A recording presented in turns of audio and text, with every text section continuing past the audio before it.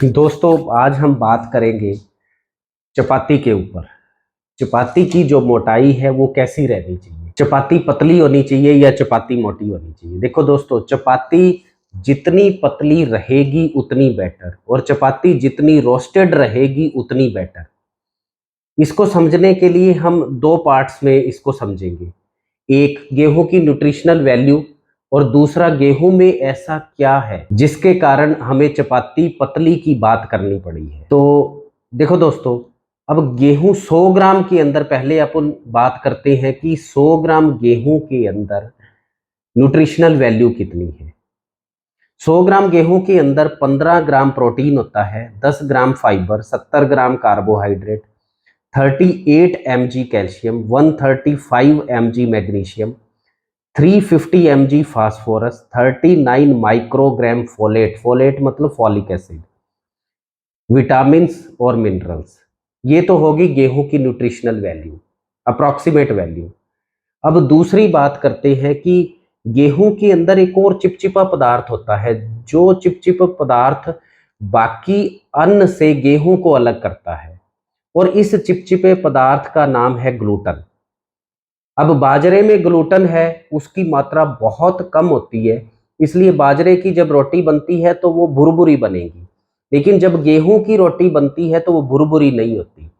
तो ये एक बहुत बड़ा गुण है गेहूं के अंदर। लेकिन इसमें यदि ग्लूटन कच्चा रह गया, यदि रोटी मोटी रह गई और हमने ग्लूटन को ठीक से यदि पकाया नहीं, तो बॉडी पे इसका क्या असर आ सकता है? तो ये जो ग्लूटन है, मीन्स ये मैदे जैसा पदार्थ, म्यूसिलेज, चिपचिपा पदार्थ, ये धीरे धीरे इंटेस्टाइन की लेयर में डिपॉजिट होने लग जाता है।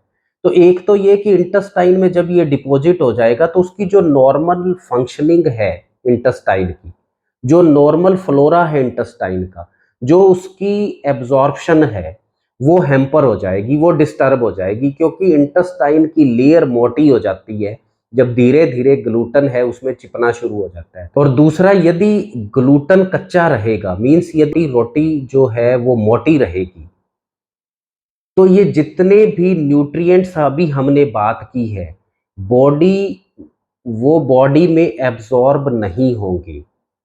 तो इसका मतलब ये हुआ दोस्तों कि रोटी जितनी पतली रहेगी बेटर, जितनी रोस्टेड रहेगी उतनी बेटर, ताकि जितनी न्यूट्रिशनल वैल्यू बॉडी को पूरी मिल सके, और वो जो ग्लूटन है वो धीरे धीरे डिपॉजिट ना हो सके इंटेस्टाइन के अंदर। अब एडिशनली और हम क्या कर सकते हैं जिससे ग्लूटन ठीक से बॉडी के अंदर डाइजेस्ट हो सके और अपने जो कुछ बैड इफेक्ट्स है वो ना दे सके? तो दो और उपाय हम कर सकते हैं। एक तो कि रोटी जितनी पतली रहे उतनी बेटर। अब एडिशनल ये कर सकते हैं कि रोटी के अंदर आप हर बार अजवाइन जरूर लगवाएं। एका यवानी शतम अन्न पाचिका, एक अजवाइन में 100 तरह के अन्न को पचाने की क्षमता होती है।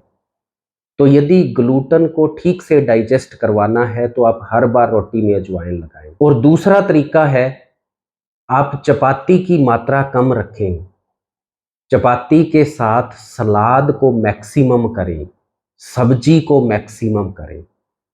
तो ग्लूटन है वो ठीक से एब्जॉर्ब बॉडी के अंदर हो जाएगा और वो इंटेस्टाइन की लेयर में चिपेगा नहीं, और गेहूं का जो न्यूट्रिशनल वैल्यू है वो भी हमें ठीक से मिल जाएगी। तो दोस्तों, एक और ये छोटा सा वीडियो था, एक और अवेयरनेस प्रोग्राम, कि जो चपाती है वो पतली से पतली रहनी चाहिए, ठीक से रोस्ट होनी चाहिए। जब भी आप चपाती लें, अजवाइन एडिशनली उसमें ज़रूर डालें, और चपाती की मात्रा कम और सलाद की मात्रा उसमें ज़्यादा रहनी चाहिए। तो बहुत बहुत शुक्रिया दोस्तों, थैंक यू सो मच।